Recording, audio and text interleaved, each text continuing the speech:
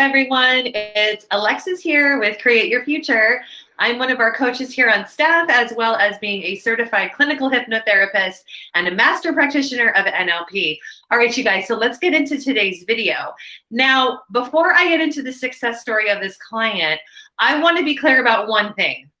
The major thing here is that this client, who's now a success story, persisted in her intentions, persisted in her mental diet for not one, not two, not three, not four, not five, but 6 months in total. Now, 3 of those months, she had no contact with the SP, and there was no movement, and nothing was happening. So like we always say, it's happening behind the scenes, and that persistency is key. So in this particular situation now, and if this is something that happens to you, you know, what I see a lot with my clients is that people are on their intentions, they're on their mental diet, and then they have that creeping, nagging thinking of, is this working? This isn't working. Am I doing this right? Are my intentions being heard?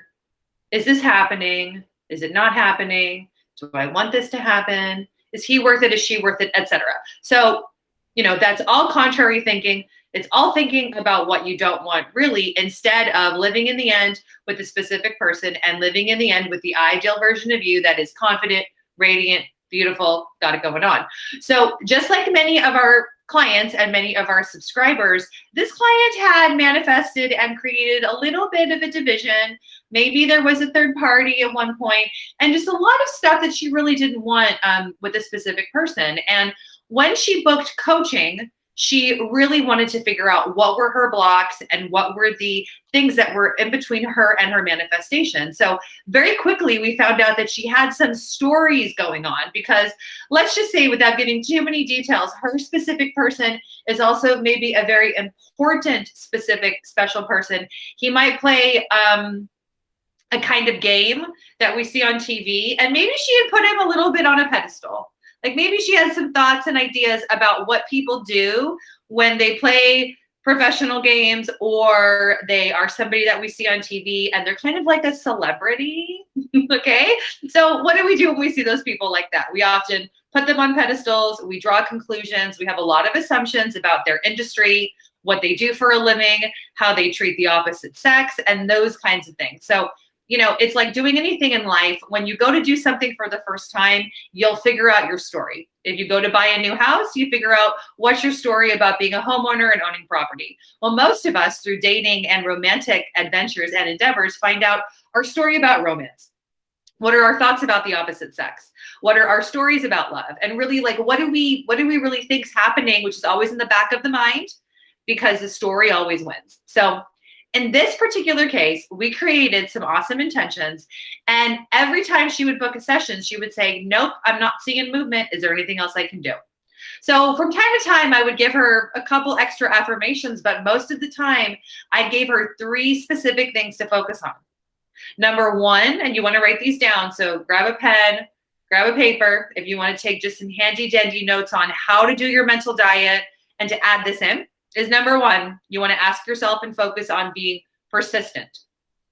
How do you know you're persistent? Is when you're not allowing your thoughts to change because of what you don't see or don't feel, or what you see happening in your outer 3D reality. So deciding constantly that you're going to the inner place, you're going to the inner sanctum within, that's your thoughts, your thinkings, and your feeling in the inner mind, and that 4D, 5D reality. So number 1, persistency. Number 2, are you being consistent? Are you being consistent in your new thinking? Are you being consistent in your dominant thinking about a subject?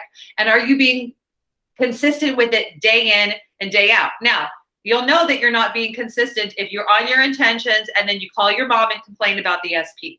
Or you're on your intentions and you call your best friend and say all the things you don't like about him or her, because that's not being consistent. Consistency is staying on the same thinking, the same dominant thinking about a subject in order for it to change. All right.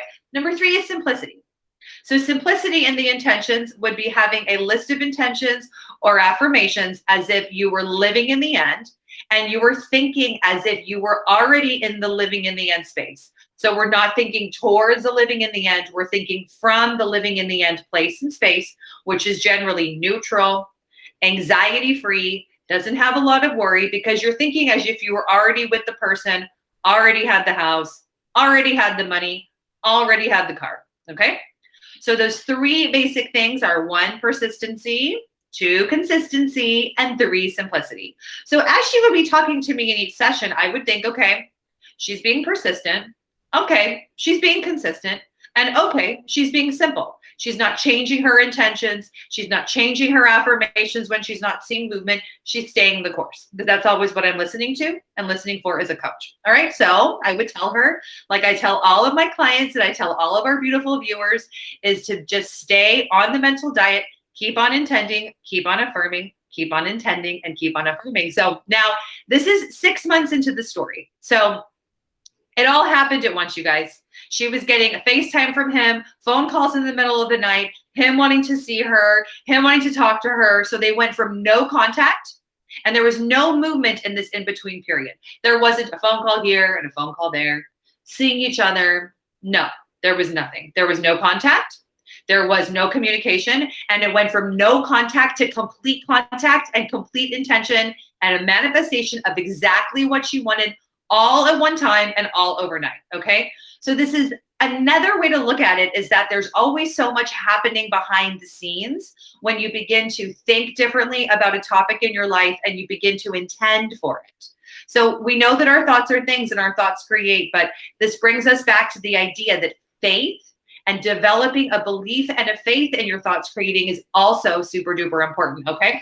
So if you're in a situation where, first of all, you're not seeing the movement that you think you should be seeing, then remind yourself that it's always happening, it's always working, it's always happening, it's always working. Ask yourself, am I being persistent? Am I being consistent? Am I being simple about this? If you're not, then maybe sign up for coaching and we can help you figure it out, okay? So just to go over the intentions that she had that we created together. SP wants me and only me. I am everything he could ever want and more. SP and I grow closer every day. We are perfect for each other. SP is crazy about me. He is addicted to me. Oh, I like that one. SP knows I'm the best thing that has ever happened to him. He knows I'm the one. I am chosen 100% of the time. I manifest everything I want quickly and easily. I am the creator of my reality.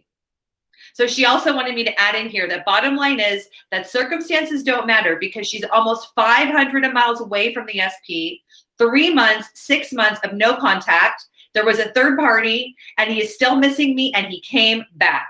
Thank you, Alexis, for your support. All right, you guys. So there's just proof in the pudding right there that when you're persistent in the new thinking, persistent in the intentions, and you claim it as creator of your reality, creator of your experience over and over again, moment to moment, day to day, that it has no option besides to unfold, harden into fact in your 3D reality, okay?